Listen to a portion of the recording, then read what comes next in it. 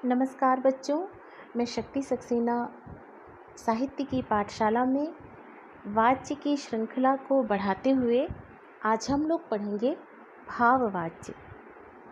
क्रिया के उस रूपांतर को भाववाच्य कहते हैं जिससे वाक्य में क्रिया अथवा भाव की प्रधानता हो।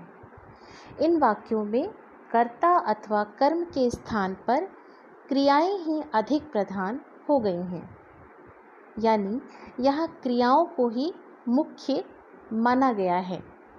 उदाहरण के लिए देखते हैं, राम से टहला भी नहीं जाता, माँ से उठा नहीं जाता, मुझसे बैठा नहीं जाता, तुमसे चुप नहीं रहा जाता।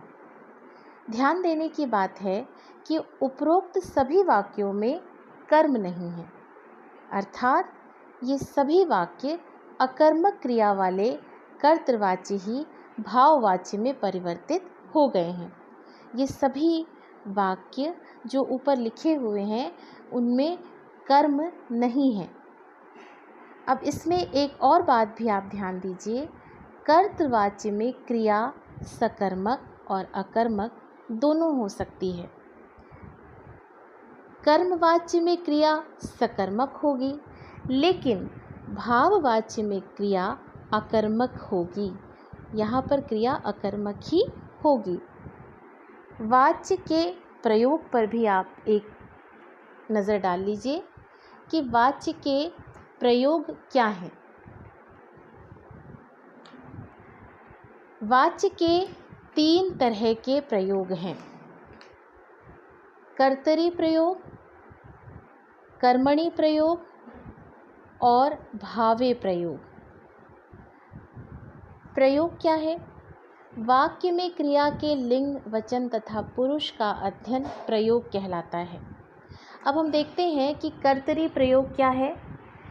जब वाक्य की क्रिया के लिंग, वचन और पुरुष कर्ता के लिंग, वचन और पुरुष के अनुसार हो तब कर्तरी प्रयोग होता है।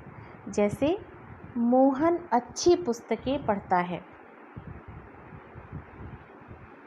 कर्मणि प्रयोग, जब वाक्य की क्रिया के लिंग, वचन और पुरुष कर्म के लिंग, वचन और पुरुष के अनुसार हो तब कर्मणि प्रयोग होता है। जैसे उसके द्वारा मैं मारा जाऊंगा। भावे प्रयोग, जब वाक्य की क्रिया के लिंग, वचन और पुरुष कर्ता अथवा कर्म के अनुरूप न होकर एक वचन, पुल्लिंग व अन्य पुरुष में हो वहाँ भावे प्रयोग होता है। जैसे मुझसे चला नहीं जाता। इस पर ध्यान दीजिए बच्चों कि भाववाच्य में अकर्मक क्रिया वाले वाक्य ही होंगे तथा क्रिया हमेशा एकवचन पुल्लिंग में ही होगी। फिर से सुन लीजिए, भाववाच्य में अकर्मक क्रिया का प्रयोग होगा, क्रिया की प्रधानता होगी और यहाँ पर क्रिया सदैव एकवचन पुल्लिंग में ही लिखी जाएगी। अब हम देखते हैं कि वाच्य परिवर्तन के क्या नियम हैं। कर्तृवाच्य से कर्मवाच्य बनाना या कर्तृवाच्य से भाववाच्य बनाने के लिए हमें किन नियमों का पालन करना है।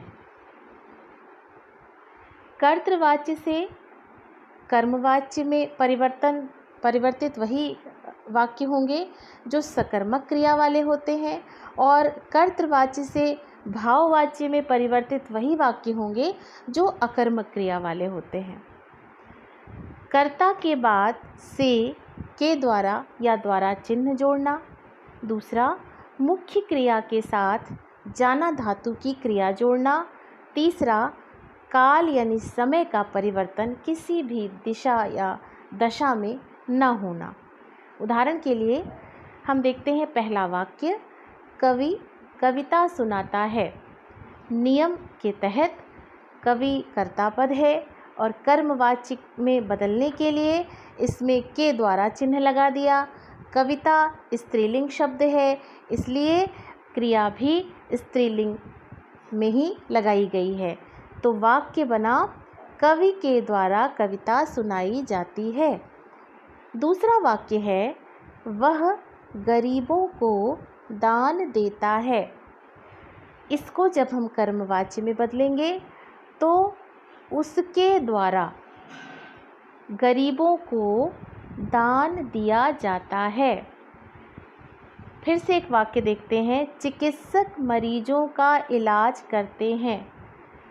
कर्मवाच्य में बदलते समय चिकित्सकों द्वारा मरीजों का इलाज किया जाता है। अगला वाक्य देखते हैं, चिकित्सक मरीजों का इलाज करेंगे।